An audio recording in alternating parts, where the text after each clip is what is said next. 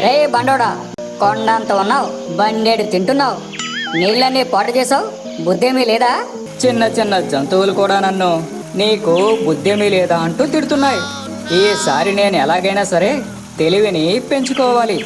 ఓయ్ చిన్న చెల్లి చీమ తల్లి, నాకు బుద్ధంటే ఏమిటో చెప్పవా ప్లీజ్? ఏమీ అనుకో తేనుగన్నా, వానాకాలం వస్తే నాకు తినడానికి ఏమీ ఉండదు, అందుకే ఎలా పరిగెడుతున్నా. ఖాళీ ఉన్నప్పుడైతే చెబుతా ఏనుగన్నా, ఎప్పటికైతే నన్ను వదిలేయే. ఓ ఏనుగు, బుద్ధి కోసం బజారున పడి తిరగాల్సిన అవసరం లేదు. బుద్ధిమంతులందరూ ఎవరి పని వారు చేసుకుంటారు. చూసావా, నీకు సమాధానం చెప్పడానికి ఏ ఒక్కరికి కూడా ఖాళీ లేదు. నీ పని నువ్వు చేసుకో చాలు. కోతి చెప్పిన మాటలు విని ఆ ఏనుగుకు నిజంగానే బుద్ధి వచ్చింది. ఆ తర్వాత నుండి తన పని తాను చేసుకుంటూ ఎవరితోనూ ఎలాంటి మాట పడకుండా హాయిగా జీవించింది.